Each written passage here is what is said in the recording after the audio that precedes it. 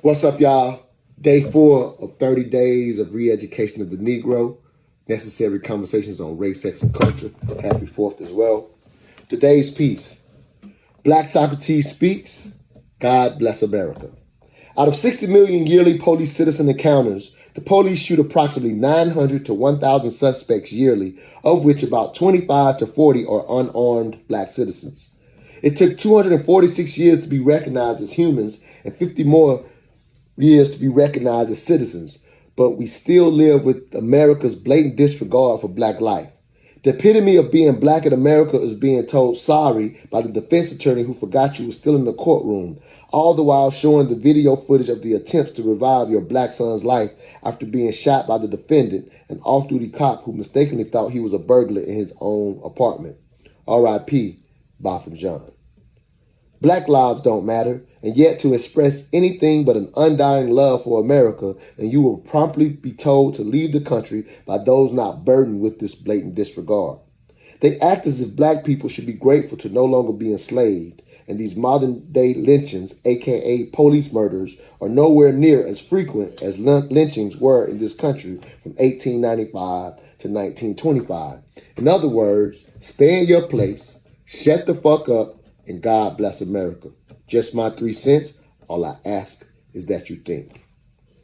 All right, let me share the accompanying discussion, the accompanying discussion questions. Again, these pieces are designed for you to have dialogue. So it's a joined piece intentionally, and now I have these discussion questions to go with it. Question number 1.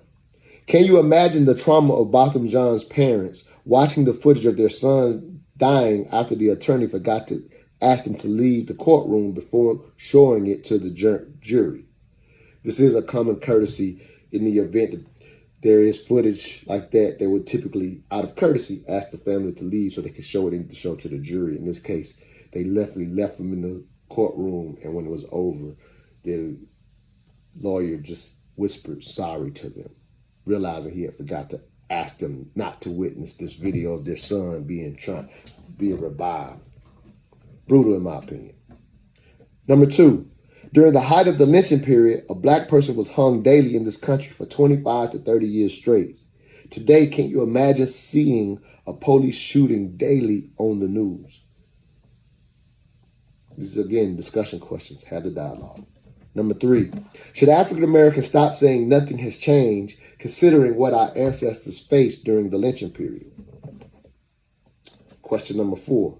Should African Americans stop viewing police shootings on the news or social media to limit the trauma of seeing another black person killed? Again, these questions are designed to make you think. I am challenging the idea of traumatically always saying nothing has changed.